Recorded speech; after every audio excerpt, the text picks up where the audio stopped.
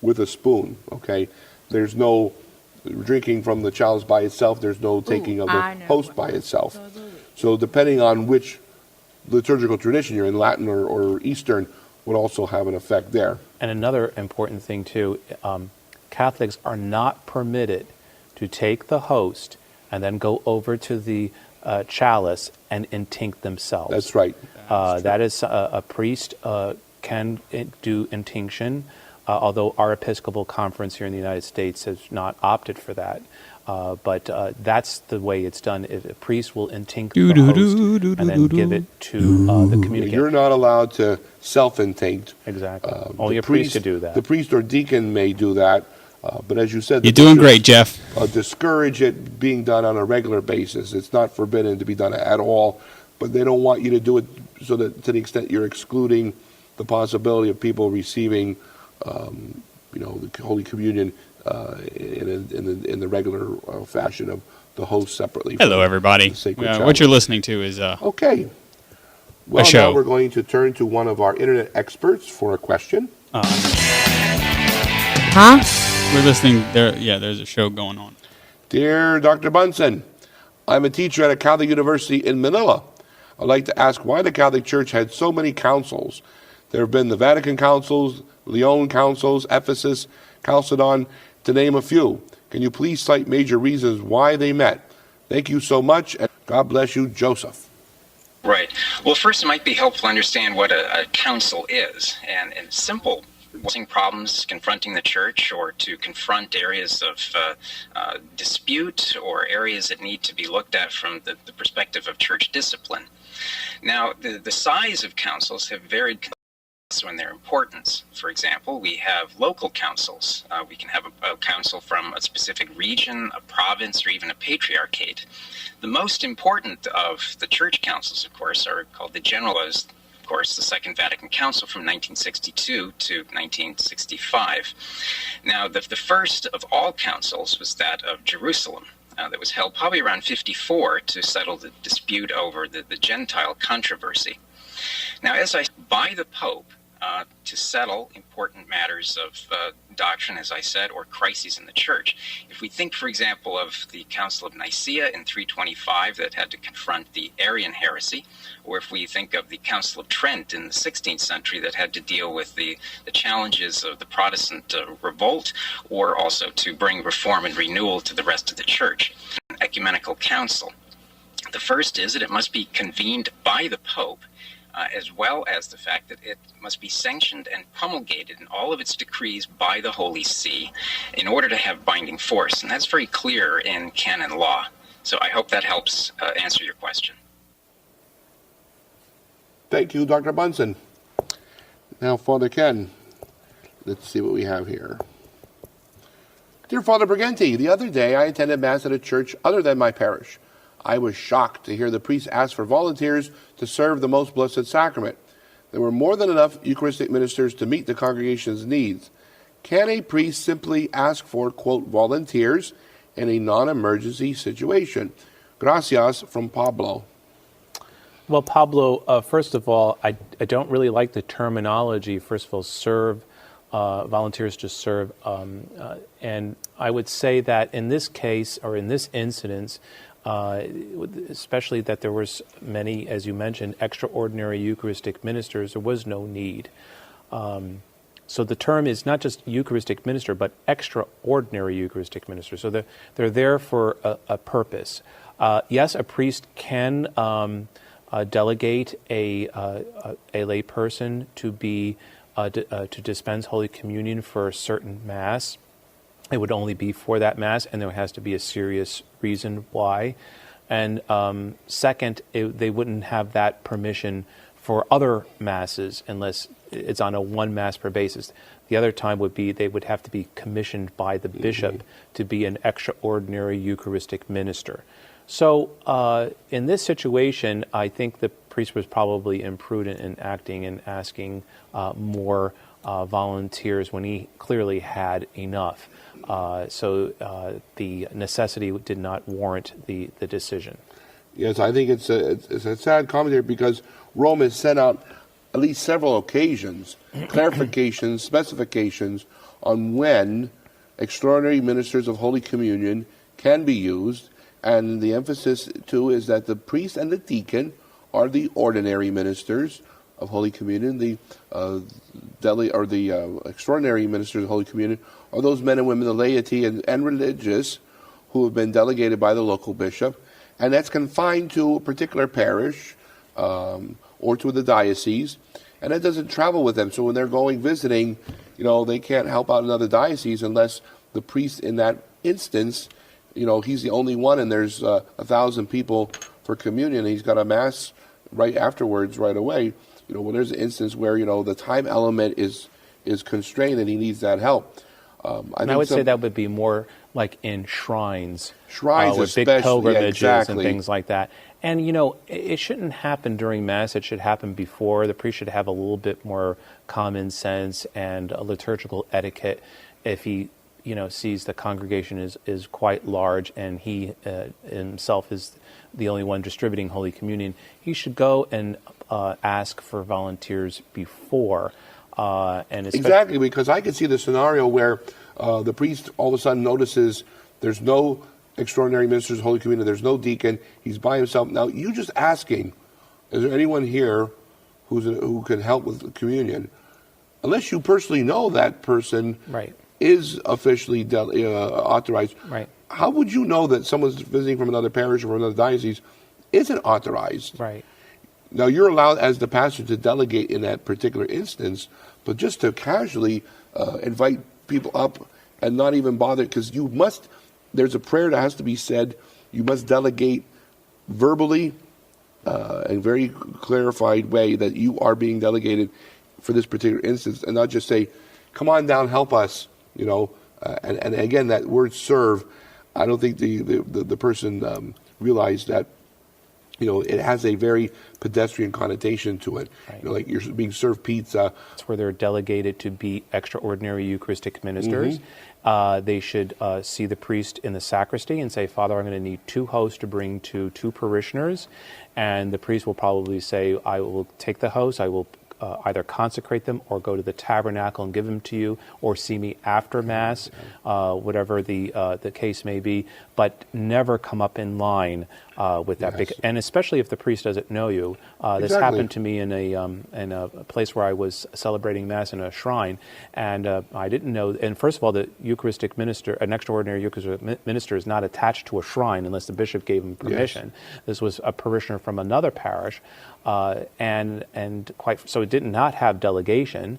And second of all, came to me, I didn't know anything about this person. I'm a custodian of the Blessed Sacrament. I could just willy-nilly give you 2 hosts. Anybody could get a Pix. Yes. And just open it up and say, give me 5 hosts. So there is proper etiquette, and that certainly is not one of them that they're doing. And that's more common nowadays than ever. And I think we have to point out, they're too. not acolytes, which is which is a ministry in the Catholic Church. And I know there's people who mean well, who have good intentions, like they're a spouse of somebody who's sick and they want them to bring communion. Well, then you make the arrangements with the parish priest and say, Father, when you can you bring communion to my wife? And then if for whatever reason that's not possible, you could say, Father, can I get special delegation permission to bring communion once a week or whatever to my wife or husband or son or daughter?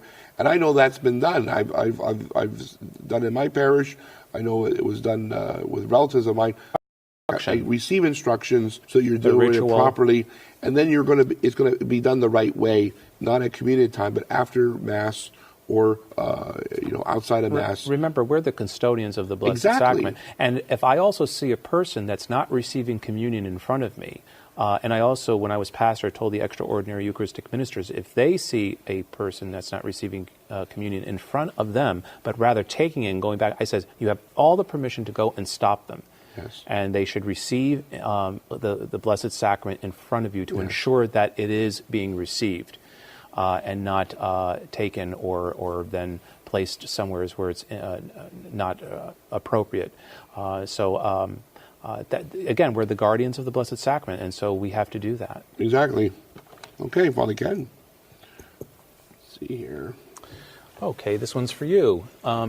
Dear Father Trigilio, Orthodox theology describes the Trinity in a completely different fashion than the Roman Church. I know the Western Church has declared that both versions of the doctrine say the same thing. However, if you lay the descriptions down right next to each other, you can see the difference. I am an Eastern Catholic, and I am confused on how to deal with the difference. Can you help? Studio aux. Ooh. There must be something going on. There's still a crack. Yeah, wiggle that connection coming out of the wall. I have a feeling it's maybe a Cat 5 issue. I bet it's the DA. There's long red. Well, that's just a direct. She's got it, but we can't knock Got it. Can you hear me? Yeah. There we are. All right, I got it. And you hear us. I can hear y'all loud and clear. There she is. That girl in the room. Okay, let me go. In the dark cave. Which It's nice, because I've been sitting like a creature in the dark, telling myself riddles, That's right. like and Gollum. her skin was beginning to develop a pale pallor. Which you already know I have a problem with, so that wasn't very nice. What, the riddles? Yeah. And Father Ryan is awaiting your there command. you should be there. Have you seen Divergent yet, Father Ryan? Oh, he's not here yet. Oh, okay. I did. Was it good? Okay. I may go see it tomorrow though. I've got to see what I can do. Guess I've got to go see it. So good. You see, we priests we have to work on the weekends. Yep, I have a funeral tomorrow. Oh, Boo. that's Yeah. Well, people die. Yes. it Just the way happens. that it goes. Okay, I'll tell you this, It and does. it's not gonna ruin anything. But I will If you tell tell you. me something's going to ruin it, I'm going to drive all the way there and beat you with a stick. No, it's not. It's You not. will. It's not gonna ruin it. But have you read the books? Okay. Of course. That's a silly question. I haven't, Kathleen. but Now, the movie, for someone who hasn't read the books, is perfect. For someone who has, Yeah. it's really good, but you're going to notice stuff that's missing. Yeah. Which, of course. Why did you tell me that? I'm going to have to drive there and hit you with a stick now. No, when you doesn't. watch it, you're going to know. So. You're messing with my expectations. No. It's so good, though. And Father Ryan's OCDness does not allow for that inevitability. Yeah, please don't tell me Hey, look anything at else. that. Little stash going on. I know. I love it. I love it. Chesterton Jealous. sash. I'm growing a whole beard. I hate facial hair with a dark vengeance. It's a but that's what I Lenten do for Lent. penance. It's a Lenten penance. It's a good thing to do for Lent because it's constantly annoying. It's like your hair shirt type thing, except in your face. Yes, it's exactly what it is, and I hate every Gotcha. second of it. I wonder what that feels like, just to like. We'll just let your hair grow long and wrap it around. Yeah. Yeah, You it's one of the things where it's constantly annoying. Like, you go to scratch your face and it's covered in hair. You bend do this thing and it's extremely uncomfortable. Okay, where are we? Yeah. Let's see. They've got the. Unfortunately, nobody does 3D anymore because I kind of dig seeing Divergent 3G. No, it was in 3D, I think. All right. Yeah, but I'm up in North Louisiana, so Oh yeah, that's true. I don't really have much choices. I've got the Regal Louisiana Boardwalk Stadium, which is where I'll probably go tomorrow. You're gonna love I'm it. good. So good. Yeah, there's a 12:30 show, so I've got to come back for a softball game here. There's a 10:30 a.m. showing at the Cinemark. I always get a really bad headache when I watch 3D movies. Do you? Kind of. But then, Here we are. Oh, you're one of those. I find it a little bit distracting, actually. Oh, yeah. All right, there we are. But- There we are. There we are. I don't know. Well, I'm definitely going to go see it tomorrow, though, because I've read the book several times, and so much better than Hunger Games. Still not Brave New World, but good, Well, Entertaining. everybody keeps on downing Divergent by saying that it's just a takeoff of the Hunger Games. No, it's not. Which is a It's takeoff not. of everything else, so Yeah. I don't know why they're complaining. Right. I would say that whether it's a takeoff or not, it's It much doesn't better. matter, right. Much better. Now, let me ask you this, Mary Kait. I found that people fall into two camps. They're either they love the first book the most or they like the third book the most. Don't tell me about the Oh, third book. do you I mean for haven't read it. Divergent? Yeah, I'm a third book Oh, guy. I actually haven't read Divergent. you haven't read- oh, okay. Actually, my interest was actually brought about because of your interest in it. I might go and read it now because you stand behind it I so can't much. get Oh, it's through the quite good. second book. I am What? stalled right in the middle of the second book, and I'm like, I just don't care enough to finish reading this. See, I'm stalled at the third book. People keep hinting at things. I'm like, leave me alone. As soon as I opened the third book, of course, I'm one of those OCD people. I guessed pretty much what the story was going to be for the third book when I was reading the second one. Right. But still, when I got to the end of the third book, I was so happy, so very happy. You liked And it? it was exactly perfect. It was everything that the Hunger Games failed to do well. Divergent did well. It really paid off for the series. No. But apparently, all the kids in my school who read it felt the opposite. They were very angry and said the third book was terrible. They wanted to. They actually don't like when you have to have sacrifice. I don't know that it even had to do with sacrifice. I think they just didn't get what she was going for. They think dystopian just means that some teenager's supposed to run through like a video game and then kill everybody. And kill everybody, right? You know, and I was like, y'all, that's not really the way it works. But I thoroughly enjoy the books and looking forward to the movie very much. To have seen what they did with Charlize Theron in Monster, you know, like ugly her up a bit. Right. Because in the whole story, all the way through to the third book, it's essential that Triss is not attractive and not noticeable, and it's frankly essential that Four looks really off-putting. You know, that there's something attractive about him, but he's extremely off-putting and almost disturbing in the way his face is arranged, and both of them are just gorgeous. Yeah. And you know, that's extremely frustrating because, you know, it's funny. could have been such a neat moment. Four you know, and to Trish do- were attractive to each other, but not to anybody else. There you go. That's a good way of saying Have it. you read Uglies, Father Ryan? Like specials It's on my and Kindle, but I haven't Ugly? gotten around to opening it yet. Yeah, okay. I read those. I had to say that it was for like a... I mean, I was surprised that they haven't been talking about making a movie of those. I thought they were kind of interesting. Yeah, there's 4 of those books, right? There is. I thought they were interesting. I liked them. Kathleen, As soon as I finish Lord of the Rings and Orthodoxy, I'll be sliding into some more. I can wear my hair like this and not have to worry about what my headphones Yeah. do. It looks right. good. We're It's a little gonna cut. Looks Put good. You may have to watch it with me, though. Okay. It's called. I'm not going to tell you, because you're going to go and download it and watch it. another housekeeping thing here. It was good. Saw it So twice. good. It's I have very your, good. your CDs, your DVDs, by the way. Okay. I've been streaming them on. It was absolutely the nerd fandom. They You did know, kind of thing everything with it. Awesome. well. They really They did. paid off on every nerd thing I wanted to see. There were 1 or 2 story loops I did not get to see. I really wanted to know a little bit. I wanted to know who won the election, the sheriff's election between Vinnie Van Lowe and Keith Mars. Like every little, like mention and every little side note, it was awesome. You know what I really dug is that in the original show, cell phones were really just kind of coming on the scene, and so texting was not really a thing, you know, not in a meaningful way, and everything was done in a really kind of tongue-in-cheek way of introducing texting into the movie and into the plot, and it was really fun. I thought that was the only trite thing about the whole movie. And I was so glad that Mahoney's daughter got shot. I hate that girl so much. I hate her in the show, and I'm glad she got shot. Is this You know a- the guy who played Mahoney? Steve Guttenberg. His daughter in the show, Gutenberg's daughter, was this obnoxious, trampish-looking girl who was very, very just gaudy and whorish. And I was so glad she got shot in the end of the movie. It made me very happy. Smelly, and we hated her. It was a good payoff for me. I was like, oh, that's Have you by any chance read much, anyone here, Tennessee Williams? No. Well, I mean, was that John Blockjaw? And it was basically like Woody Allen's take on Streetcar Named Desire. It's kind of... Oh, well, that sounds like it would be interesting to watch. It was interesting.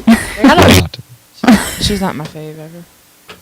Was at this improv, no? I can't even remember the monologue. I have this vague memory of doing a Neil Simon play.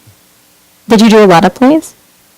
In high school? Were you a fair theater kid? amount, 3 or 4, yeah. He was in the dramatic arts. I was the president of the Thespian Society in high school, actually. That makes sense. Yeah. okay. Let's see. The story, as it happened, as I remember it, as I'm telling it. Oh, God. Well, here goes. At exactly 6 o'clock tonight, I came home I love Neil Simon. Very good Neil Simon. That's from Rumors. It's just one of those monologues that is easy to memorize. 4 minutes. 4 minutes. That's what you say. And you say it very well. I'll leave it to you though, Jeff. No. Okay. Please. You earned your technical director stripes tonight, though. I just want you to know. Thank you, Father. Glad to be on the team. Kudos to you. That's right. Now let's pray. In the name of the Father, the Son, and the Holy Spirit. Faith Matters, a presentation of the EWTN Global Catholic Radio Network. Next time on The Journey Home, join Marcus as he welcomes former United Methodist Timothy Putnam to the show. See what convinced him to leave his faith tradition and make the journey home to the Catholic Church. That's on the next Journey Home, only on EWTN. This is EWTN Radio. Hey, you're the Vernon's Hardware kid. Where have you been? Hibernation? I call it an extended winter vacation. Well, it looks like you've been growing like a weed. Speaking of weeds, your yard is begging for weed and feed. I beg your pardon? Don't mind me, I'm just tending my garden. Is it just me, or are you all about rhymes? I get it from my grandpa, Tommy Chenevert. Vernon's Hardware, serving parishioners of St. Louis King of France and St. Thomas More. That's Vernon's Hardware Store. You are invited to Come Away with Jesus and attend the annual Lord Teach Me to Pray Weekend of Prayer, March 27th through 30th at the Airport Hilton, New Orleans. Presenters will include Father Andrew Apostoli, CFR, and Jesuit Father Brian Dunkel. Of course, the main guest will be Jesus himself, made present through the Mass, reconciliation, and Eucharistic adoration. This retreat is like stepping into heaven for the weekend. Register today at LordTeachMeToPray.com or call 504-439-5933. At Catholic Community Radio, good stewardship is at the core of every financial decision. Your donation, large or small, is only spent with the goal of keeping this Saturday from 10 a.m. to 5 p.m. as Catholic Community Radio teams up with Pieta Ministries for live coverage of Abbey Youth Fest. Hear what it's like to be at the seminary's biggest event of the year. Listen in on your local Catholic Community Radio station or follow live updates from Pieta Ministries on social media. Visit www.pietaministries.com for more information.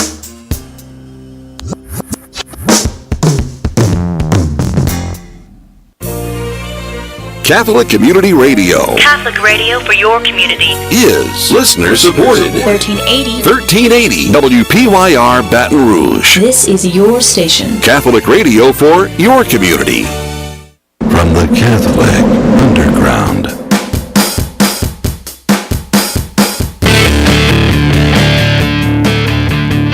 Alrighty, today on the show, wearable tech for spring, pay TV on the decline, Kickstarter for Catholics, liturgy, and heresy. It's time for our picks of the week as well. Catholic Underground starts now.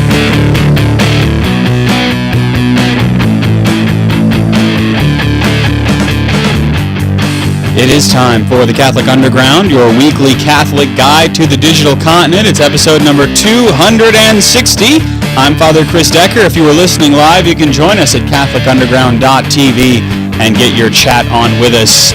It's good to be back. Joining us this week, I've got Father Ryan Humphreys. He's the rector of the Minor Basilica of the Immaculate Conception in historic Natchitoches, Louisiana. He's also, he's right there in video if you're watching us. Hey, Father. Hey, world. How you doing? Also, Kathleen Lee, teacher at St. Joseph's Academy in Baton Rouge, and she is our semi-pro faith ninja. Hello, Kathleen. Hello, everyone. Jeff Blackwell is our technical director. He's also commandant of the Jeff Star 1 near-Earth orbit satellite. He joins us. That's right, this week anyway. Yeah. There is our disembodied video director for the live stream. Hey, Mary Kait. Hey there. And yes, that's right. You heard her voice for the first time. So now I can be a disembodied voice as well. That's right. You can be a disembodied voice. That's right. Well, we've been away for a little while. Various ministries and Father Ryan, we had a wonderful mission and retreat at your parish a couple weeks ago. It really was great. We got to have Father John Zulsdorf of Catholicon fame in, and he did the talks for a couple of mission nights in Lent, and also celebrate a solemn high mass, which was really a beautiful thing. First one we've had in 50 years in the parish, wow. And the people have been talking. Oh, that's good. That's what you want people to do. You want the buzz, right? Well, it's Natchitoches, so people are going to talk. But yeah, we want the buzz. We like the buzz. Especially good buzz. That's right. You can visit Father Z's blog at fatherz.org. I like the fact that it rhymes. Well, it's spring, and for most of us, that means it's almost swimsuit weather. Right, Kathleen? It is. Yeah, I'm excited. Yeah, but for geeks, that means that it's time to test out our new wearable computing devices. You see? Some geeks we don't go where the flaming orb is. Yeah. You stay inside where the blinds are. Yes, maybe I should join that club because I have fallen victim to that flaming orb one too many times. Mm-hmm. Yeah, it can be a really you-know-what, that flaming orb. So, tech blogger Peter McDermott says that means he's going to strap on his Google Glass headset and he's going to wander the streets. Now, I don't know, about after a year with Google Glass, he's starting to think that the head-mounted computing doesn't really hold a candle to a really good digital watch. And Father, this is something that I think is becoming the new kind of contention mode with geeks, is the wearable glass-like camera. What we saw basically was active desktop broken. Yeah. That was the basics. That was the screensaver for everybody, because Windows 95 was built with the idea that everybody was going to be connected to the internet all the time. Yeah.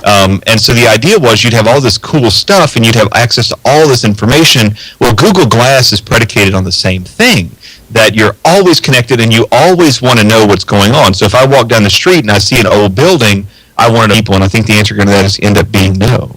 Yeah, and so there is a new device from Moto. But what makes the Moto 360 interesting are a couple of things. One, it's perfectly round. Two, it's designed to be beautiful. Three, it's designed to have a really long battery life. Four, it's designed to be touchscreen, so it runs its own Android instead of just running a handful of very, very custom designed apps. And five, it uses the new Bluetooth 4.0 standard, the very, very low power standard. And so realistically, those are the things that kill Google Glass. The battery life on Google Glass is low. It's somewhat stupid looking. And generally speaking, it's not for everybody, and it's very, very expensive. So Moto 360 will not be out until June, but we are starting to see that this might be the first of many products in this space that might split the difference between Google Glass and having to constantly keep my phone in my hand.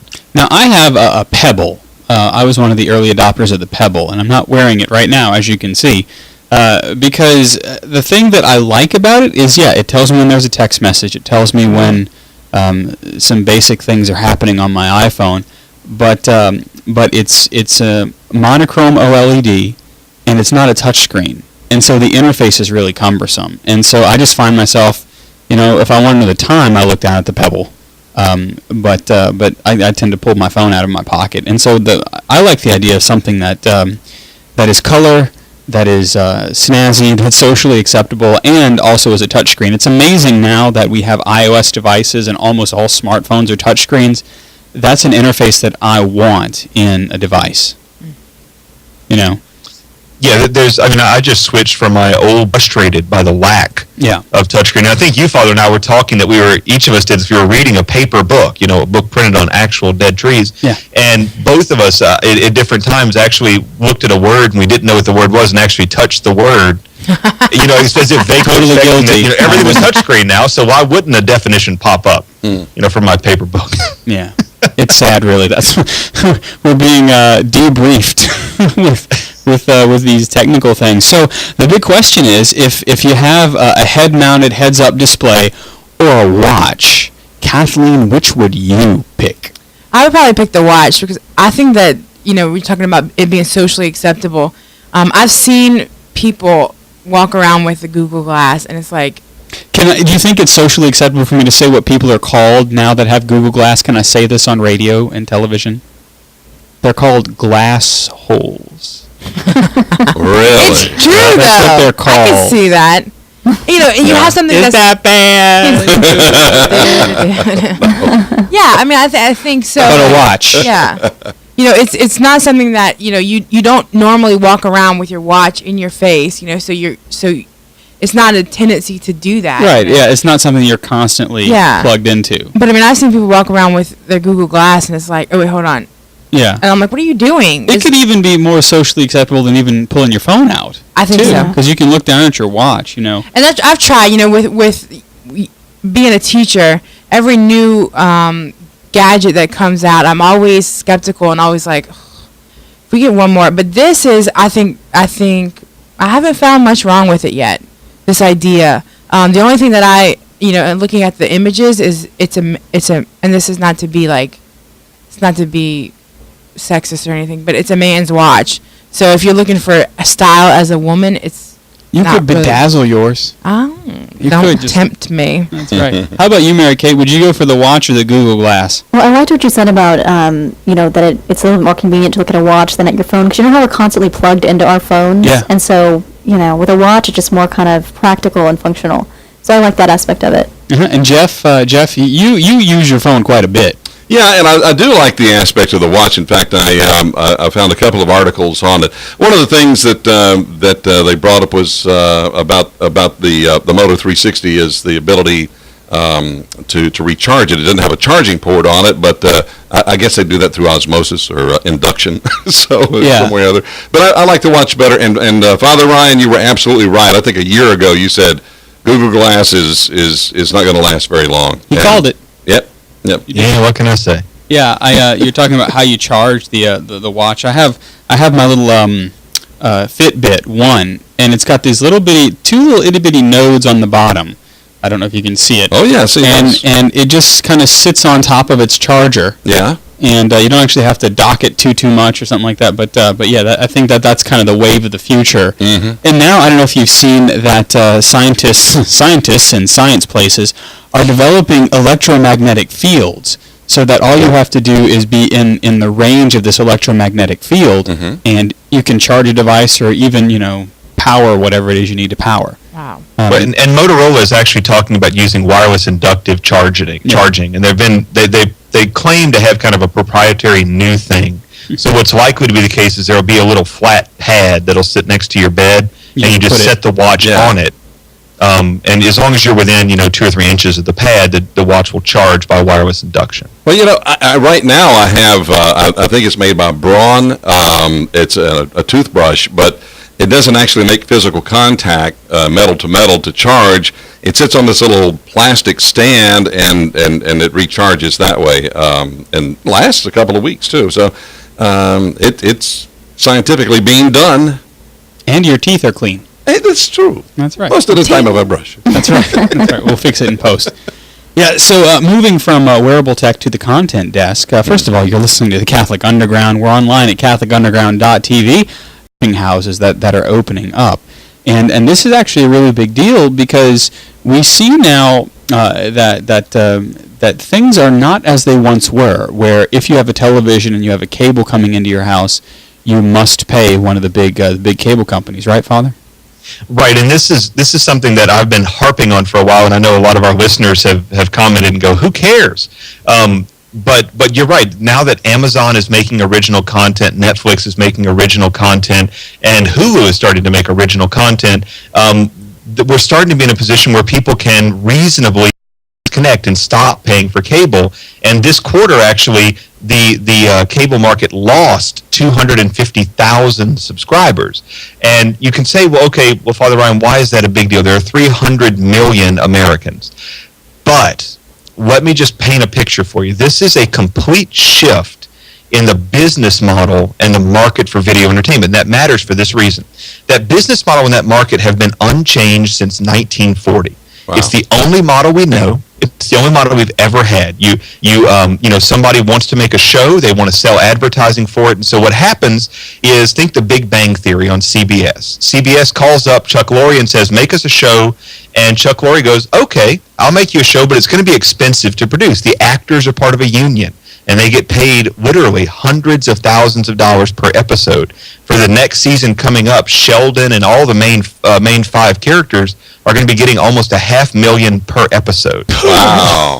Everybody who works on the show is part of some union, so they get paid. And so think about this. The cost per episode is many millions of $60 million for a season of that show. All right. And so CBS has to fork over a check for $60 million. And they've got to then find a way to make that money back, and in fact make more. And in fact, Big Bang Theory right now charges $10,000 per second for advertising while the Big Bang Theory is on the air. So a 15 to 30 second ad, and that is, wow. I think that's why you're seeing a lot more 15-second ads on TV too. That's true. It's true, and so but what ends up happening is, if the number of people subscribing goes down, to cable TV, then that means those ads become less effective. Right. They can charge less money for the ads and can't afford your $60 million per season. I can only afford $40 million per season. And so the long-term effect of this is that the quality of those TV shows goes down. Right. Because those houses can't afford to produce them. And we ought not to say, oh, Netflix is making a show, and therefore this is great, because those production houses can take a loss. Yeah. To ease into Netflix. Those production houses can go on spec to Amazon and say, we'll make a show we may not make as much money on because it's an experimental market. But if that real money-making market goes away, then the quality of entertainment goes down. And so I'm really wound up about this from a tech and a faith point of view, because on the tech side of things, it means we very well may be looking at lower quality entertainment in the future, more reality TV. From the faith point of view, it means that the death grip that the kind of secular humanist has had on the entertainment industry may be starting to fall away, which could be a good thing. Yeah. And so I'm kind of torn on it. I'm kind of half and half.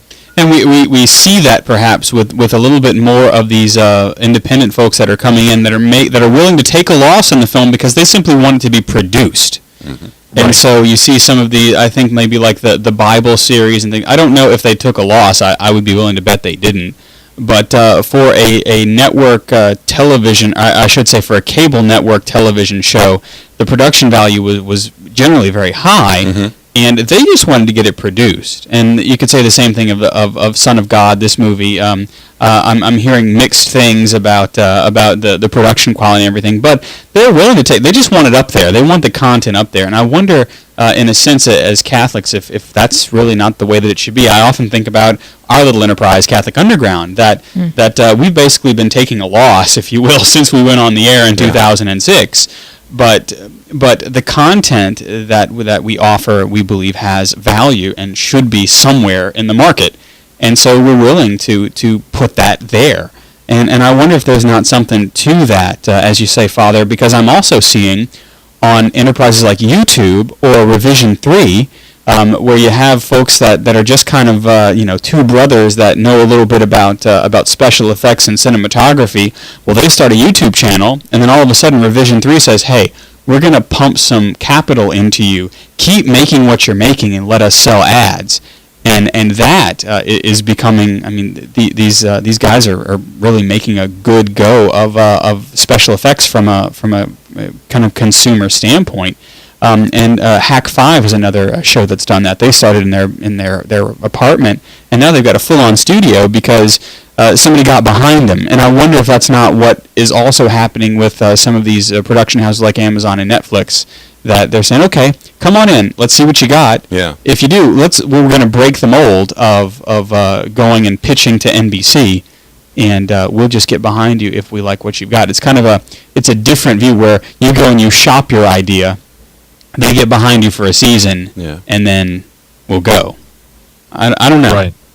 Yeah, and I think that's a really good thing. The difficulty is Amazon may be able to support 2, 3, maybe 4 or 5, series per year, and Netflix maybe 2 or 3, but ultimately, the major cable companies are supporting 70 or 80, and so either way, this does mark a kind of a beginning of the end of that old way of thinking about entertainment, which may very well be a good thing.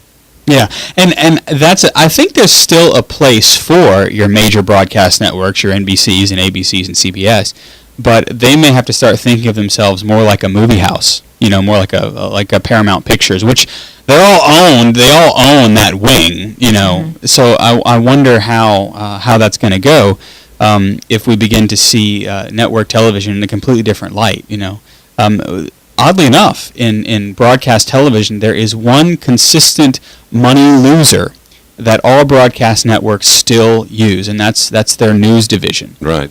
News never makes money, but as a public service to people, to the public, whom they serve, you see what I did there? Yeah. They still offer a news component. And some of these news gathering folks are very good. Yes. And then, of course, Father Ryan, as you know very well, some of the news gathering can have whatever political slant that it wants. The content doesn't even have to be good. They're providing a public service. And so we get back to the old chestnut of doing what we ought to do for excellence, with a degree of excellence and a content that is oriented towards what is right. And again, I think the bottom line here, which Father Ryan touched on, is if it's marketable, if it's got viewership or listenership, and it's pulling the ratings, then that's what determines what the ads are going to sell for. And I guess it also determines whether or not it's going to be around for a while. But you're right, as far as the news goes, it always costs. It never makes money. That's right. You know what else doesn't make money? Catholic media. We're supported by you. We thank you for your support. Alrighty, over to the Enjoy Responsibly desk, which is manned by our own Kathleen Lee. Catholic Tech Talk says that kids don't know tech, and that is a problem. Yes, the assumption is about tech is that kids magically know it and adults don't. But that's not really logical. Said the Vulcan, Kathleen. I don't know if that's right. But so in reality, tech is made more simple so that anyone can understand it. Kids are just more likely to experiment with technology than adults are. Is that bad? Yeah, and I think that's the real question, you know. Is it bad that kids are wanting to get out there? I mean, you've seen it, right? Father Ryan, you've got nieces and nephews. Jeff, I'm sure you've got young family members. Kathleen, you certainly do. Where they know to ask for the iPhone, and they know how to slide to unlock, and they know how to go to the apps that they want. They know how many screens to... It kind of freaks me out, Father, to be honest with you. No, it's a very, very real point that Catholic Tech Talk is making, that, you know, the tech is being designed simpler, and that means that there's a lower threshold, lower effort to get into it, and that means that all the good things about tech you have more access to, but you also have access to the bad things. And because a lot of people have simply assumed, oh, well, these kids understand this stuff just because even if I don't. And what that means is we've just stopped educating our kids about what to do. You know, and so, well, go ahead. Yeah, and so I was going to say, and so Kathleen, that opens up kind of a Pandora's box. Sure. I would much rather be bullied old school to my face. That's right. Give me your lunch money, Kathleen. You know, and I grew up kind of on you were a geeky kid? Yeah, well, I mean, I grew up when technology like this was starting to take off, but, you know, fortunately, I'm not one of these statistics. I'm not a 1 in 3 or half of adolescents. You know, that wasn't me, but, and I think we ought to just make a note that nowadays we're so very, very thin-skinned. I mean, bullying when I was a kid meant somebody repeatedly was harassing me in a way that was really like causing damage to my life. Nowadays, I post a picture or a kid posts a picture on Facebook, and they go, "That's a stupid-looking shirt," and we call it cyberbullying and suspend the kid for a week. Right. You know, so I mean, we have to, in a certain sense, return sanity and say, how many of these are really vicious, and how many of them are just kids being kids and saying, "Those pants make you look fat"? Well, is that cyberbullying, or is that just, you know, a kid being a jerk because he doesn't know any better? Yeah, that's true. Yeah, I wonder what this whole cyberbullying thing is doing to our ability to communicate. We talk about this all the time, but it seems like there is a Father to the Confessions of Saint Augustine, where he talks about why children have this kind of, you know, and he talks about whenever he was young, one of his big kind of come to Jesus moments, if you will, thinking back, was stealing a pear. He and his friends were walking. He wasn't hungry. None of his appetites wanted to be fulfilled. The pear was just on a tree and it was out of reach, and so he stole the pear. And he meditated years later on what caused him to do that, and he said, well, I mean, it was just the presence of original sin. It was the presence of concupiscence that caused me to see something I didn't have and want to take it. And that crucial bit of formation to say, you're going to want the pear on the tree, but you do have to fight against that concupiscence if the pear is not yours. Right.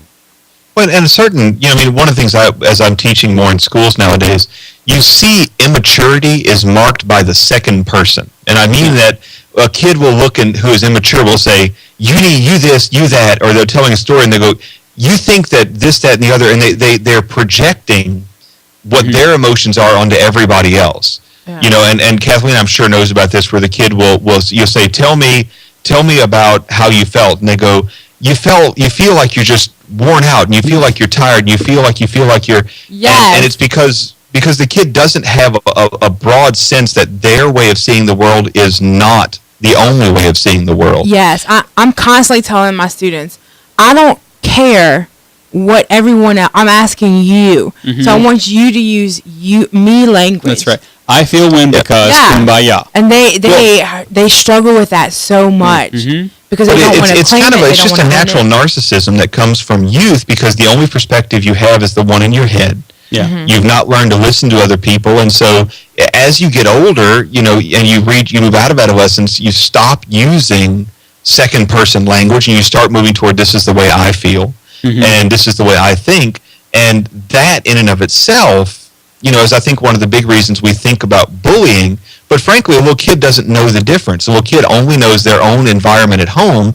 And if mom and dad let them do anything they want at home, then they have no way of understanding why the teacher won't let them do exactly the same thing at school. True. Very true. So in regards to this, what can we do as adults? Well, for education, I mean, I would argue that because we're talking about what adults need to do for kids, we need to teach them about technology. I mean, not just assume that they know because they can set the clock on the VCR, but we need to really say, you know, kids, here's how you need to act. You need to do this, you need to do that. You are not allowed to use this certain kinds of social media. You're not allowed to use your phone with Snapchat. You're not allowed to use Instagram unless you turn your phone in at the end of the day, and I'm going to look at everything you post in there. Yeah. You know, I think those kinds of things of accountability and education are things that parents need to enforce upon their kids and not simply assume. Yeah, because oftentimes I think for a parent, it just seems it's too big. It's too big a thing. Well, the internet is really big, and I have no idea what he or she is doing on a daily basis. So the notion of saying, well, if you're going to have this device in your hand, you will be answerable and accountable to me. And I took this class, or a father gave this class, and I know how to get into, I may not know everything, but I know how to get into your applications. I know what you're using. I'll ask you what you're using. And there will be some accountability. I just gave a talk a couple of weeks ago to some of the Catholic educators for the Archdiocese of New Orleans. Hi, guys. And it was really enlightening because they knew quite a bit. There were some that really didn't know much of what their kids were using. But the other difficulty is that there are no social media rules for a lot of the Catholic schools. And so they're like, well, we can't even as teachers monitor where they are. So we just need to at least know what they're using and what we're hearing, you know, in our classrooms, so that we can then begin as Catholic educators, or as who know, even public school educators, to educate them on the level of philosophy of communication and morality. Right. You know, I think that's where we can begin to win the war. And Kathleen, that's I think part of what you do every day, I imagine. I think with education comes the responsibility, and you know, for kids for young people to know that they're one person. You know, I see too many of my students, you know, you hear something about, you know, something that they did online, and you think, no, they are a great person. Yeah. You know, it's so easy for anybody, especially young people, to be who they want to be online, and sometimes it's not always the best, but especially for adults. And just echoing the same thing, you know, I am very fortunate in my life to have adults who were adults, and they weren't intimidated by me. You know, even though I may have known more about technology than they did, you know, they were very quick to learn because they were responsible for me. Right, they cared about you genuinely. Yeah. You know, and I have like mad respect for parents who have all their kids' passwords and, you know, and things like that. I love that. I think that it's helping them. It's not an invasion of privacy. You know, your kid shouldn't have privacy, really. I mean, it's in some senses, but like in a sense, like what they're using technology wise, no, you know, it's just dangerous. And so, you know, I think that adults, we really need to watch out for the kids in our lives, the young people in our lives, and help them to be responsible. And they'll be the adults of tomorrow, as I said. If we're breeding young sociopaths now, yikes. Well, you already see it in some adults that I work with. I'm like, whoever taught you to use social media or anything because you were horrible, like, at it. Yeah. So, you're already seeing that in the adults of today. That's Oh, right. sounds like you're bullying over there, Kathleen. Shame on you. Taylor in the chat says, my dad refused to let me make a Facebook account unless he set up the privacy settings and I would be friends with him so he could monitor it. That's why a lot of young people are moving away from Facebook, is because it's not so easy to monitor. But one of the interesting things, with maybe the exception of direct messages, is that Twitter and Instagram they're public, But there are always ways around it. Oh, yes. Always. So moving from content into the real world, CatholicStarter.com is Kickstarter for Catholics, and I have been wondering because Kickstarter you can't be a religious organization like the Catholic Underground and build up a Kickstarter for one of your events or projects like Catholicon. So Michael Garcia sent us an email to let all of you folks know about Catholic.com, and the notion is they're trying to connect Catholics for the sharing of time, talent, and treasure to promote the work of Catholic entrepreneurs, artists, and parishes to obtain funds and to bring projects to life in an effort to act as lights of the world in the name of Christ. Jeff, I just read this whole thing that you were supposed to read. Oh, no. And I'm glad you read it, but you didn't emote as much as I would. No, that's true. That's very true. That's very true. Actually, I went to the website and I was like, let me see it. Yeah. Yes, because I think that's such a great idea. Quite often, I have extra time, and I like to contribute my talent to sure. To especially to Catholic. Apostolates like ours. There you go, apostolates. Trying to say charities, but well, we are charity. Indeed. But what a great idea, and it's the time has come for CatholicStarter.com. Now, if you go to the website, there's not really a lot. It's a tease, kind of like a mission statement, and they got a clock with a countdown because it launches on April 21st.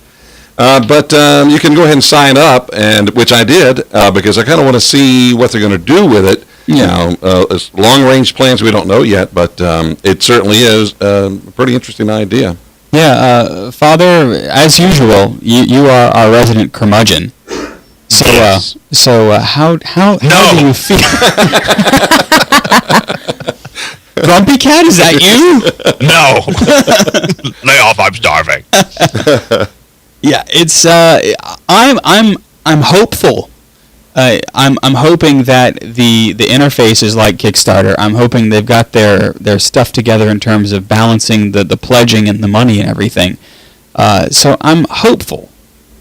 Yeah, I am too. I really am. I'm reserving judgment because this is a fairly difficult thing to implement well. When you're talking about handling large amounts of money, and when you're talking about doing it in a way that's stable, I mean, Kickstarter has caused. I've had some real problems with Kickstarter because the only way you can fund it is through Amazon, and that's I mean, I've got some of my Amazon stuff tied up with the charitable work I've done and with parishes, and so it's very difficult for me to be involved with a Kickstarter project, and it's tough to get this thing working. But I really like the idea that if I have some extra cash, I can go somewhere and I can actually invest it in a way that where I'll be able to find something. I've never understood why Kickstarter is so viciously anti-religion. But this is a fairly logical thing to do. But he's going to need a critical mass of people, and he's going to need to be able to really prove that he can handle that money. That's right. So know that Michael, from one Catholic new media guy to another, we'll be praying for you, and let us know at the Catholic Underground if there's anything that we can do to help give you voice. Because I'm shudder to do it, but I will. Catholics often CD2C. Catholics often default to cheese, and I want it to be good. I want it to be good. I want it to be good. So, there we go. You're listening to the Catholic Underground. I'm Father Chris Decker, joined by Father Ryan Humphreys from historic Natchitoches, Louisiana. He's via Skype. We've also got Kathleen Lee, who sits to my left, which is your right. Jeff Blackwell in the production room there. And Mary Kait Taylor. Mary Kait, how's it going in the week? 15 major heresies and those who fought them. You knew we had to do this list sooner or later because it's. You do like your list. I do very much enjoy my list. So, contrary to what to many who think that the talk of heresy is just being pessimistic or closed-minded, we Catholics need to know the things that we don't believe. There's a reason at your Sunday Mass that you profess the Constantinopolitan Nicene Creed. the Niceno-Constantinopolitan Creed. I can't remember how it goes. Ding ding. There you go. But it's a valid and an important way of clarifying. We talk about in a positive sense what we believe in the Nicene Creed, but that didn't get made until 325 years, and there's a lot that happened in those 325 years, and there's a lot that's happened since that 325 years, all the way up even into our present day. So just like an athlete might ask a coach about the boundaries of a game, ask what's in and what's out, isn't that what you do? I know whenever I played disc golf for the first time in my life this past week, I had to say, what are the rules? Yeah. What's out of bounds? What's the fairway? What isn't? We inform our faith by asking what's in and what's heresy. You see, we clarify fuzzy things. And there are 15 in the list, so we'll put them in their show notes, but we're going to pick out our favorite 5. Go to the link to read about them all. The first one, of course, one of our favorites that is still en vogue today is Pelagianism. Pelagianism, that's right. Look that up. Touch that on your Kindle and see what comes up. And of course, St. Augustine of Hippo, the inimitable, the unrepeatable St. Augustine, was one of the ones who spoke quite a bit about this. And this is a quote. There is an opinion that calls for sharp and vehement resistance. I mean the belief that the power of the human will can of itself, without the help of God, either achieve perfect righteousness or advance steadily towards it. We can boil this down into the very popular phrase, Father Ryan, that God helps those that help themselves. I don't like that phrase. Lies! All lies! Exactly. That's what I've been trying to say for years. Pelagianism radically corrupted the Church's teachings on grace, on sin, and on the notion of fallen humanity, of the fall. The British monk Pelagius, who of course was named after this thing, he named it actually. He was startled by some of the words of St. Augustine in his Confessions, and Pelagius taught that the sin of Adam had no bearing on subsequent generations. So essentially man was inherently good and unaffected by the fall, and what we believe as Catholics is that through the sin of our first parents, through that first sin of turning away from God, that, because they are the archetype of humanity, they pass that sin on through generations. So each one of us is born with original sin. That's one of the very basic tenets of what we believe as Catholics, and certainly as Christians as well. Pelagius didn't believe that, and so essentially, he said, hey, everybody's good. This is the other phrase. It's all good. Yeah, it's all good. In fact, you can even get better by just doing stuff that's good.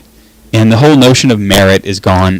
St. Augustine upheld the truth that God's grace, remember grace is that supernatural stuff that God gives us to sanctify us and make us more like himself.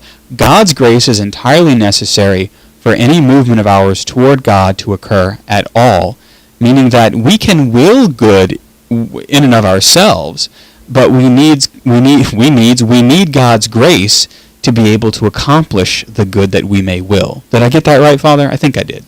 I think so. Yeah. Kathleen's favorite is next, and this is another heresy that still continues to be with us today. Gnosticism. G-N-O, Osticism. Yes, some might say Gnosticism, but it's not. Yes, quote. But it's not. But it's... Sorry, keep going. Da-ding. So here's a quote. How can they say that the flesh goes to corruption and has no share in life when it is nourished by the Lord's body and blood? So Gnosticism was arguably the biggest heresy of the early church, and among its central tenets was that Christ was merely a spiritual being and not a flesh and blood man, and that God the Father was actually a malevolent, try saying that one 6 times fast, a malevolent demiurge, which was just like an evil-minded, God-like creator spirit, and that all matter was inherently evil. Bad. Do. So, the chief saint who fought Gnosticism and dismantled all aspects of it was Saint Irenaeus of Lyons. Lyons? Lyon? Well, yeah, if you want to be all French about I'll be all French about it. So anyway, he tenaciously held that Christ was God in the flesh, for if Christ was merely a phantasm, then he did not suffer and die at all. Yeah, bam! There it is. It's really interesting in Gnosticism because it rears its ugly head now, especially in sexual ethics and in morality. Basically, it says spirit is good, body is bad. Bad. And so do whatever you want with the body and just don't worry about it because it has no bearing. Yeah. And a lot of modern Baptists who use the phrase earth suit in Sunday school will say, oh, this body doesn't matter. The body's just an earth suit. It's just a coil that we have, and then we die, we become truly free. That is another expression of this Gnostic belief. It's another expression of this heresy. Yikes, earth suit? I don't like earth that. suit. That's what I had. I had a teacher at one of my Catholic call me a schools who meat said that bag. some years ago. Just, whoa. Yeah. You know? That's Here, that's not correct. Thank you for your time. All right, Jeff's, I like this list. Jeff's favorite heresy, of course. Arianism and Saint Athanasius. Yeah. Yes. And here's a quote for you. Mm-hmm. And thus taking a body like to ours, because all men were liable to the corruption of death, he surrendered it to death instead of all, and offered it to the Father. Ooh, I like that. Well, that Purdy. Yeah, he took a body like ours because all men were liable to the corruption of death, and he surrendered it to death instead of all men, and offered it to the Father. And I did. Wow. Yeah. Neato gang. Arianism is arguably the most that Jesus was God himself in the flesh, and relegated the person of Jesus Christ to that of a mere created thing. And it lives on today in varying forms from well-known sects like the Jehovah's Witnesses. Mm-hmm. But by emphasizing, and stubbornly holding to the truth, I'm sorry, I got this little frog in my throat. That's right.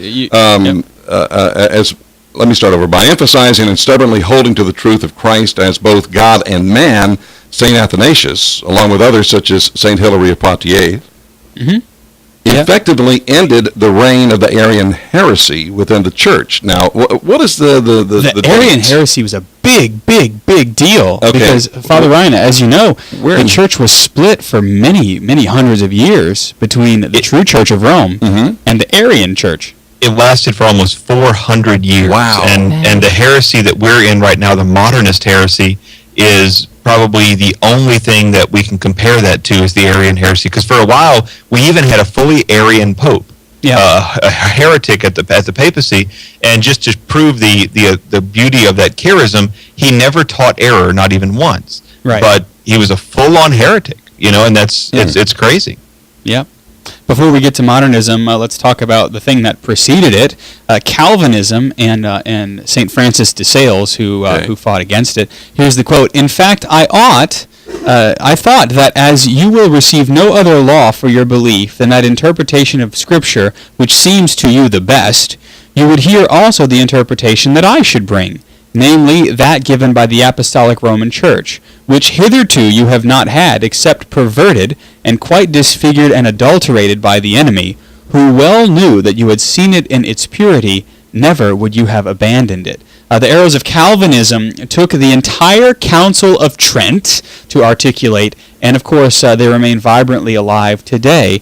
They all come back to excess trust in the individual person and include a personal interpretation of Scripture, of justification through the personal acceptance of Jesus as Lord, and the exclusion of the church as a necessary part of Christ's saving work. And it also taught certainly that because of all that, his untiring love for souls, especially seen in his work, Introduction to the Devout Life, which was his greatest, his knowledge of the faith and history, and his incredible ability to adapt and endure all manner of obstacles and hardship, sent him to make probably one of the greatest doctors who went forth against the errors of Calvinism, and he taught very well that we are inherently good. We're created good. We may have to suffer with the effects of original sin. We may be fallen, but we are created good by God. And then there's this notion of that we are all predestined. We are chosen by God and intended for heaven. That's where we're predestined. Yes. But we can choose not to go. Got that one right, Father? Yeah, it's a pretty good way of describing it. Yeah. The last of the heresies we'll do, because I want you to have a little time to do those 7 stages there at the end, is modernism. And modernism is a heresy that actually a lot of people would argue does not exist, but Pope Pius X was extremely clear he wrote a number of documents, one called the Syllabus of Errors, and then one called Pascendi, which is an epic document on thought. And he basically, modernism, we could talk a lot about it, but it comes down to the culmination of a lot of errors, and it basically is a kind of casual arrogance that simply doesn't believe truth or reason really matters. Yeah. It's alive and well inside the church and outside the church when you hear people say things like, well, as long as you're a good person, we should just worry about the poor and not get caught up in all these specific details about who Jesus is or what he taught. Well, it doesn't. Jesus wouldn't care if I did this, that, or the other because I'm a sweet person or I tried hard. That kind of thinking is a really good way to go to hell, and something we ought to try to avoid, given the choice. That's very true. You can read more about modernism in any periodical. So before we move on to our picks of the week really quick, Pat Archibald has written a pretty excellent description of his understanding of the 7 stages of heresy, and we'll run through them really quick. Stage 1, immoral practice is clearly condemned and anathematized, which means, pointed out, right? Cut out, right? The eternal salvation of souls is at stake. Some people still do it, but they are understood to be sinners and sometimes socially ostracized. Stage 2 of heresy, immoral practice is still clearly condemned, but nobody really talks about it. More people do it, but it's not considered ideal. Stage 3, immoral practice is formally condemned, but such condemnation is rarely taught. Many more people do it, it's just the way life is sometimes. Are you beginning to kind of see some identification? Stage 4, immoral practice is still formally condemned, but most clergy look the other way, and some even encourage it. Most people do it. What's the big deal? Stage 5, immoral practice is still formally condemned, but we must find a way to act pastorally towards all who engage in said practice. The church is seen to be unnecessarily hurting those with its outdated intolerance. To be more pastoral, we encourage more of the immoral practice because our growth has taught us that people's feelings are more important than their souls. Stage 6, immoral practice is still immoral, but those charged with the care of souls and safeguarding the truth will say things like, that ship has sailed, or it's not that important, or it's not relevant, or we are not obsessed with such matters, or we need to encounter people where they are, or ultimately the sensus fidelium, the sense of the faithful, has spoken. Those who don't do it are considered obsessed, wild-eyed, intolerant freaks who are ultimately harming the church's outreach. And stage 7, immoral practice is still immoral, and church still formally condemns it, but the ubiquitous immoral practice has spawned worse ones, so we now even have bigger fish to fry. Congratulations, you're in full-blown heresy. Yay! Father, I would like to think that we're not there yet. But we are. But I think we are. In so many ways. Things, yeah. So yeah. Hey, it is what it is. Isn't that what? Yeah, it is what it is. That's right. It is what it is. Yeah, just keep moving on. Yeah. And where we are, things are what they are, but the church teaches, Jesus teaches us they don't have to be there. For reference, the woman at the well. Yes. In Samaria. He called out what was going on, and he called her higher. He called her out of the situation. And you know what? She responded. So, living water for everybody. That's right. Living water for everybody if they want it. Right. If they want gotta want it. That's right. Which is another phrase, right? Okay, so we move from all of that to our CU picks of the week. And for our first rock. And I was like, I don't know. Awesome. They've put pickups in their, in their cello and their violin. They use loops. They use percussion. I mean, it's like being in a rock show. Like, think about the most epic movie soundtrack you've ever heard. Clocks and Clouds. Really? And they have a couple of EPs, which are really short albums. So they're really good to, they're really not that expensive to download. Great group. They're group, but not Catholic. Yeah, they're one of those switchfoot kind of. Yeah, they are so cool. I mean, just so cool to watch. That Clocks and Clouds. And she's been on the clock, and she's doing great. Yeah. Jeff, your pick of the week. This is one of my eldest daughter told me about, and it's pretty neat. It's not like e-cards. Because I know you like to do the graphic stuff. But anyway, it's Red Stamp. Two words, Red Stamp. It's a free app to create all sorts of greeting cards, thank yous, graduation, wedding cards, what have you. And you have to give them your email address and sign up. But they have hundreds of cards to choose from. And in fact, I emailed you one today, Father Chris. And I received it. Oh, well, we'll have to do a little show and tell here. That's right. But it's a real basic program. You don't get to choose your style of font and stuff like that, but at least they have some great templates. They do have extra benefits, though, like let's say if you wanted to have an invitation to a party, you just submit your address. They will you design the thing online. We'll share the files on Dropbox. It is just a good way to kind of cover your rear. If you get a weird call from somebody, you mark it, and if you don't, it only remembers the last 50. It doesn't kill too much space on the device. And I've had some really beneficial. I've had some calls where I said, I'm glad I recorded that. So it's free, and it's Android only. There's no iPhone version, but it's Android only, and it's called an automatic call recorder, and the link for Google Play is in the show notes. And that's basically any call that Father Ryan and I've ever had. You know, he's recorded, he saved it, because you never know. You just never know. You want to talk about bullying? Father Ryan bullies me all the time. I love it. And my pick of the week is your local disc golf course. Yeah. As I alluded to this past week, I had the opportunity to go with some of my friends from Austin, Texas, some great Catholic families. Jason and Chris, whom you know, I call you officially friends of the Catholic Underground because they might even be on next month when Father Ryan has a lot of liturgies to see to. So I would say your local disc golf course and disc golf, of course. It's fun, it's easy, you don't have to be terribly athletic to do it, which is exactly why I cottoned to it right away. And really, if you're not counting par, you can have a lot of fun with it. And my Fitbit showed me that I actually got a lot of exercise while doing this. Father Ryan, have you ever played disc golf? I've not. I've played Ultimate Frisbee, but it seems like it'd be something I'd really enjoy because it's kind of a low-stress thing, but good. And Maybe you and I can find a disc golf course up in Natchitoches. I doubt there's going to be one up here, but I'll search for disc golf in Louisiana, even as we're talking. And the sporting goods stores, in fact, because my son got into it with a friend of his, and I mean, he was going like every other day. And they have these little affordable discs you can get, like a set of 3. So, but let me tell you, there's one in Baker, Louisiana. There sure is in North Baton Rouge, where my roots are. Yeah, isn't that exciting? Well, over in Highland Park has one. That's too. right, Highland Park has one too. So if you're in Baton Rouge, I know a lot of folks. Yeah, we should talk about it. We're going to a pilgrimage to Rome, Assisi, Florence, and Orvieto. We're going to be celebrating Mass at all the major basilicas. We're going to be doing the Colosseum and doing all the other kinds of things that you want to do. It's October 20th through 29th. It's incredibly inexpensive, $3,750, give or take, plus lunches and spending money. That's crazy cheap. Airfare is already included in that. And it will be a beautiful Catholic pilgrimage, Mass every day, lots and lots of time for prayer and spirituality, as well as time for relaxation and enjoying yourself. You need to sign up here probably very soon by either calling 318-352-3422 or by emailing us here at the Catholic Underground. Lots of really good opportunities associated with this. We hope you'll be able to come. Again, that's October 20th through 29th. We're going to be going to Rome, Assisi, Florence, and Orvieto.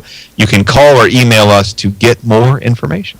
That's right. And as always, we thank those of you who support us in any number of ways. Right, Jeff? Yes, portions of the Catholic Underground are brought to you by audibletrial.com/Catholic Underground. That's audibletrial.com/Catholic Underground. That is correct, and for those of you who've clicked that link, we thank you. Also, for those of you who support us with your prayer, and those of you who support us with your financial contributions, we thank you from the bottom of our collective hearts. And they all try to beat in unison, even Kathleen, who actually has 2 hearts. She is a Time Lord. We didn't want to tell you, but, well...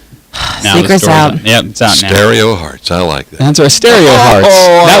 That would be totally our name whenever we got together. That would be a cool band name. Mary Kait, would you like that? Yeah, I like that. I would like that. That's right. For the show notes that accompany this episode in the podcast, you want to find out more about our apostolate, you can do so by going on to CatholicUnderground.com. That is our website. Father Ryan's church is online at minerbasilica.org. He's at FR Humphreys on Twitter. Thanks, Father Ryan. It's been my pleasure. Jeff Blackwell is the tech director of the CU. He's the ruling despot at the Blackwell Communications Group. JeffBlackwell.us. And on Twitter, he's at Jeff Blackwellis. Thank you, Jeff. It's good to be here, Father. Kathleen Lee is our faith ninja on Kathleen YABR on Twitter. Thank you, Kathleen. Anytime. That's right, mental synchronization. Mary Kait Taylor is an evangelist, and in her spare time, she trains sharks to wear laser beams on their heads. It's going well. It's going great. Yeah, it's good. You know me. I'm Father Chris Decker. You can follow me on Twitter at Digital Catholic. You can join us on the interwebs at CatholicUnderground.tv for even more from the CU. Thanks for tuning in and hanging out with us on the digital continent. We're Catholic Underground. We're faith gone digital, and we will see you next time.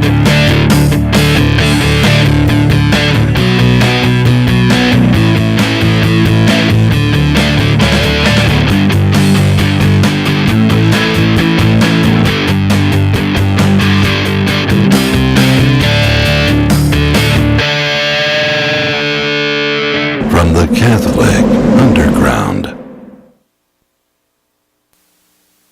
You're listening to The Delicious Dish. I'm Father Chris Decker. Joining me is Kathleen. Kathleen. Hi. Hi, everyone. Kathleen. Just so excited. That's so right. pleased to be here. Father Ryan also joins us. He's in Brockton, Massachusetts. Hello, Father. It's my distinct pleasure to be here this day. Good Father day. Ryan. Father Ryan cooks things from time to time. What are you working on in your kitchen today, Father? I'm making muffins out of meat. Oh, meat muffins. Meat muffins. I do love them. Good times. Nice. Wonderful. Good times. Good times. Jeff is our technical director. Jeff, Yeah. do you enjoy muffins made of meat? Absolutely. It sounds like a wonderful thing to have every day. That's Breakfast, right. Every meal. I think it's made neat. from pastrami. Yes, I think it's neat to have muffins made of meat to eat. Yes. They're neat. What That's does neat. Mary That's a Kait- fun rhyme. I enjoyed that. Mary that you Kait, did that. you're That was fun. you're our local rhymologist. I am. Yes, I am. That's right. Mary Kait, how do you feel about muffins made of meat? I think muffins made of meat are sweet to eat. Yes, very good. Oh, good times. I hate them. Yeah, this is the see you later. It's a weird turn. I liked it though. You like that? Yeah. Well, we didn't have the magic machine here to turn the machining to music. So. It's dead. It's dead. Fergan. And we've also the Swedish chef has entered the show. Oh. Derba meat Murphy. I was thinking, hey, Mrs. Wiggins, the Tim Conway character, yeah. Also. Yeah, the chef works. Yeah. It works. I don't know. I don't have much to speak about. Do you not? Well, I can tell you about this. I can tell you about Father Z. Oh yeah. A little bit. I was his Father. Is it in politic to say I was his handler? No, that's exactly what I would have said. Same thing. Yeah, Father Z. By the way, Father Z, if you are listening, and I doubt that you are, because we dished your podcast. It was a pleasure. It was a pleasure being able to hang out with you to see what you do every day, Father. I don't think Father Z was ever away from his computer. He is dedicated to his blog. He's very. That's really what it kind of felt like. We're attempting to have lunch at one of the nice little hamlets, that serves ham in Natchitoches, and Father's phone goes off, and it's bzzz, oh, but here's another priest wondering about this liturgical situation. I must fly as to get back to his computer. But really, as you say, Father, it was a tremendous witness, and I give thanks to you, Bishop Morlino, for taking him under the wing of the diocese and for giving him a space to live and to work and to speak and to do all these things. Because I think, Father, we can agree that the work that Father Zulsdorf is doing in the church is important, especially in the digital continent. Oh, it's insanely important. I mean, nowadays with the transformation of news services, where we're finding some difficulties, where even National Catholic Register is not being able to keep up as they want to. Having somebody like Father Z who is in touch with the kind of the people in the upper echelons, but is also just policing everybody else. Yeah. That's a big win, and he's one of the few blogs where if you really just want to read 2 or 3 blogs, he's one of them where you can get a pretty broad perspective of the spiritual life as well as the kind of the issues going on in the church herself, as well as the issues in the larger world, as well as recipes. So right. It's a really great blog in terms of being able to say, if you want to go somewhere and learn the faith, this is a good place to start. That's right. And one of the mottos that he said over and over and over is, nobody gets off the hook. Not even me, he said. And that's the thing. He's almost kind of like the Batman of the Catholic blogosphere, I find. Did you catch that, Father Z? I just called you Batman, a DC character. Actually, I think Father Z grew up on DC characters. Right, he didn't like Marvel. Yeah, not Marvel. So he was pro-DC, anti-Marvel. That's right. So he is. He's kind of the caped crusader. I bet he has a cape. Yeah. The Solemn High Mass was beautiful in Natchitoches. It really was nice. I do. Yeah, I was did because his particular style was much faster. It was. Boy, it was fast. Much faster. Yeah. And for those who don't know, a solemn high mass in the traditional Latin mass there's a priest, there's a deacon, and there's a subdeacon, and those three ministers kind of move around a lot and do everything together, and then there's servers in addition to that, and then a master of ceremonies in addition to that. And there's a lot of moving parts that have to happen because the book has to come in its way, and the book has to go, and when you incense, things have to come off the altar and go on the altar. And it really is, it's a pageant, and it's beautiful, and it's astounding, and it's representative of heaven, but it's a pageant. And when Father Z moves really quick, that means everything else has to move much more quickly than we expected. And so there were some hiccups, but the people were just edified, and the music was lovely. Yeah, it really was. In fact, I haven't congratulated Tommy. Tommy is Father's liturgist extraordinaire, and they just did a really, really good, simple job. Beautifully done. Mary Kait, you were going to say something over there? No problem. I was you were talking about Batman. I was going to say I hope he was the cool version of Val Kilmer was the best. No, Christian Bale was the best, and then Val Kilmer, Michael Keaton, and then George Clooney. Wow. But he disagreed on Val Kilmer and Michael Keaton. He would have switched Michael Keaton to second. Christian Bale is by far the best Batman. Right. I just wish you could have talked a little bit more normal. Yeah, and so these rankings may be blown out of the water with Ben Affleck coming up, and then that'll be interesting, huh? Batfleck. That will be interesting. Yeah. I kind of like Rodney Dangerfield myself, but never get any respect. My parents get killed, and I've got to look after the city right here. Excellent. You're welcome. Excellent. That's great. I don't know. I thought Christian Bale did a good job as Batman. Excellent. Number one. Yeah. Well, I think The Dark Knight definitely brought something that was very reminiscent of the priesthood to it. I never saw that one. Is that you didn't see The Dark Knight? That's the one that you need to see. Oh, okay. Yeah, but I don't know. Father, were you a fan of any of the Batman movies? Negatory. Okay.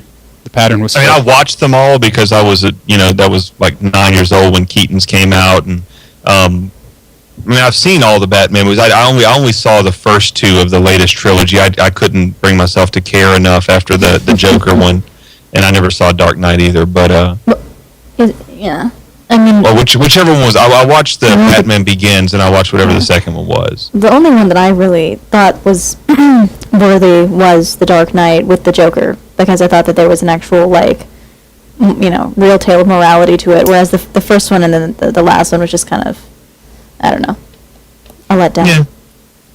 I don't know. I really enjoyed the origin story. I love origin stories for that kind of thing, but I just can't bring myself to care because he's an anti-hero. Yeah, and there's only so much you can do with an anti-hero. I mean, because I kind of think of it as that when you do have a human element, that you can have a lot of redemption there as well. I mean, there's a lot of sacrifice to it.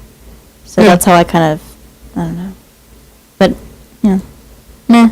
I can appreciate an anti-hero. In fact, I kind of wanted to make Joe Catholic an anti-hero. That would have been interesting to do that. But I can't. I just, as I'm reading a really good book called Tintin, and it's on Hergé, the author and writer of the critically acclaimed Belgian comic book Tintin. Now a major motion picture. Yes. And he created Tintin as kind of this Boy Scout, and as he was describing, because Hergé himself was a Boy Scout and really enjoyed it, and that's kind of how he got into drawing and that sort of thing. And Tintin was never anything other than a kind of a glorified Boy Scout, and he never was really anything other than a hero. He wasn't an anti-hero, And Hergé didn't need to make him an anti-hero to make his character more kind of glued down. And so, oddly enough, as I'm writing Joe Catholic, I'm thinking, well, yeah, he's a hero. He's not an anti-hero, even though it seems like, and I could be wrong, Father, it seems like most of these the movies, the superhero movies that are coming out, and even a lot of the comic books that are coming out, it's the anti-hero is really because he's edgy and dark. That's what you want to be. Yeah, and it's a lot more dramatic because you get to have a lot more violence. You know, I mean, one of the things I've enjoyed about the new series Arrow on the CW is that they've really tried in the second season, because part of Green Arrow's whole shtick is he doesn't want to kill people because of Tommy, and and so the anti-hero doesn't have any of those rules. He can do as much violence as he wants, whereas the real hero has to protect people and he has to be careful, and he never kills anybody. He just hurts them. And it's just more fun when you get to blow everybody to pieces. It's only a flesh wound. Yeah, and people will watch it. Off. No, it doesn't. And by the way, I really enjoyed the 1010 movie. Yeah, I thought it was good. Oh man! Because I mean, if you know Hergé's style and which I had not. Yeah, looking back on my own artistic influences. I was very much influenced, and I've said before, by Don Rosa and Carl Barks, who were two of the Duck authors. The guy who invented Scrooge McDuck, and then Don Rosa was kind of his protege. But they were very well informed by Tintin, and Hergé had a really clean line style. He didn't do a lot of shading. He didn't do a lot of shadow work and playing with light. It was always just a clean line because he thought that the line should be clean so that he could tell the story. And the other thing that was really neat is that he always had even the same art style. It was that clean contour line. But I think for a 3D, blockbuster type movie, they did a pretty good job. And it was easy to follow. And I think, if I'm not mistaken, they left it open for a sequel. They did, but oddly enough, there was not a good response to it. I don't know why. There wasn't. There wasn't. Well, again, I think it's because he's not an anti-hero. I think also there were some complaints about the animation, actually. Because I think that you're cultivated about that sort of thing. Yeah. That a lot of people don't know how to interpret. But they crossed over. I forget what the measuring index is, Father. I don't know if maybe you remember, but supposedly there's an index in terms of what one can perceive, and the more and more we start to perceive an artificial thing as looking like us, if it's distorted in any way, our brain immediately gets repulsed by it. It's something that's kind of built into our genetic code or whatever. And a lot of the animation that they use in the Tintin movie was so hyper-realistic, but at the same time it was distorted ever so slightly, like the opera lady, and I can't remember her name. She had the diamond or the emerald, Gianfrancesco or something like that, and she was obviously distorted to a comical degree. And some of it's kind of repulsive, and I think that's what people maybe didn't connect with. But the story was really good. In fact, they were trying to weave together all of the Hergé books, all the different stories of Tintin in once. But really interesting book, the Tintin book, that talks about the life of. It's basically a biography of Hergé and how intertwined his life was with the writing of those stories. And how he grew as an author, but also as kind of a politician and as an artist with each successive story, because of all of the infighting that went on behind the scenes for the folks that he was drawing the comic book for. Also, Father Z recommended a book to me that I'm reading. Now, Kathleen, I'm going to read you the abstract of this volume 1, and you tell me what it sounds like. Okay? Okay. The year is 2190. China has once again become a world unto itself, and this time its only boundary is space. The world is city Earth, ruled by the 7 China's new kings. Beautiful, controlled, sensual, this high-tech society is rushing toward war between the forces of West and East, between the rebels who hunger for change and the overlords who demand stability, between the very powers of darkness and light. It will be an era of violent conflagration, destined to expose the basest element. Are these books that purport to explain the backstory of Firefly? No, this, let's see, called Chung Ku, and it's by David Wingrove, or Winegrove. That's racist. Book 1 is The Middle Kingdom. So this is basically a space opera where China is a world power. I wonder if Joss Whedon knew about it. I don't know. But I didn't know this, that Bantam Doubleday Dell Publishing Group Incorporated. You know what their address is, Jeff? 666 Madison Avenue? Fifth Avenue, that's right. 666 Fifth Avenue. How did you know that? Don't know. I probably saw it somewhere. Are you in league with the Dark Lord? No, I thought you were talking about Mayberry RFD the whole time there. Jeff is a Sith, man. Oh, right. Don't bother really, Jeff Sithwell. I do remember seeing the address somewhere, and I thought the same thing. It's all right. So, yeah, anyway, Father Z recommended it because apparently he's quite the science fiction sci-fi guy. Yeah, he is. In fact, he yelled at me for not knowing a couple of basic sci-fi tenets. He's like, "How can you like Star Trek? How can you like Star Wars? You haven't even read this." I'm like, "Oh, wow." Mea culpa. Yeah, you could almost wear hipster glasses and tell me that. You probably never read this. So yeah, Chung Ku, The Middle Kingdom, Book 1 by David Winegrove. I got this for 1 cent. Oh, plus $4.99 shipping and handling. It's kind of pricey. Yeah, but it's a book. Hey, right. I buy books for usually a lot more than that. I like books. I like books. Books. I like books too, more than Kindle readers and all that. I like books. But Mary Kait, you're actually, do you have a Kindle? No, never got one. You just use books. I just use books. Yeah. And somebody, actually, Father Z said something to me that I have to admit, I skipped a beat and actually had to think about it. I was saying, oh yeah, I'll see if this book Chung Ku is on Amazon. He goes, you go to the library. And I wanted to say, no, I could go to the library. Sure enough. That's not a thing. Is that a thing? Those still open? Yeah. That's not a thing. And then, of course, I understand now that Father Z does not wear skinny jeans and drink Pop's Blue Ribbon. Although he might drink Pabst Blue Ribbon. I don't know. Anyway. Hobart, question mark. My mother's from there. Wants to know that. So, yeah, you also can get books on your Kindle. You can rent books or check books out on a Kindle. You can check books out if you're an Amazon Prime user. No, I mean at a library. Oh, some libraries, they have that, yeah. Huh. Yeah, that's actually how I read all the Harry Potter books, was Amazon Prime's lending library. I'm surprised that you got started late in the Harry Potter books. You just seem like somebody that would have been like right on the... Well, I didn't know anything about him before the first movie. Oh, really? Yeah, and then, of course, all the children were reading it. But, Kathleen, have you read, no? Harry Potter? Yeah. No.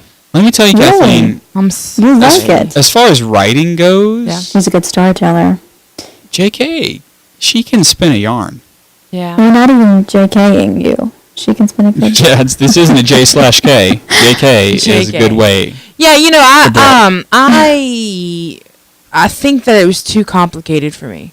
Oh, yeah? I mean, and maybe that's dissing myself, but I like a good, simple, even like Hunger Games and Divergent, sometimes I'm like, too much. Let me tell you something, Kathleen. If I have to read about how Four's eyebrows crinkle, I'm just going to stop. Yeah. I cannot take it. I have a friend who reads the Harry Potter books, and she does this with everything, Veronica Mars, Hunger Games, and we'll go and watch a movie, and she sees everything that happened. And remember, this was in the book, and I'm like, I don't remember that. Like, I just don't. I read a book to get the story, and I'm like, feels good. Okay, moving on. Like, I don't know. Like, in Harry Potter, to me, although I enjoy like the movies when they come on, I don't own any of them, but I'm not like, I don't want to diss Harry Potter. I like it a lot. It just, the books were just too much, I think, for me. I'm a simple-minded gal. She's a simple-minded gal, and her name is Kathleen Lee. That's the way that you should be, because that's the way she is. Kathleen, Brum. I'm Father Chris Decker, joined by Father Ryan Humphreys, Kathleen Lee, Mary Kait Taylor, and Jeff Blackwell. This has been the See You Later. We will see you next time. Stop the recorder. And nighty-night, Father Ryan. Hasta luego. Okay, bye. Bye.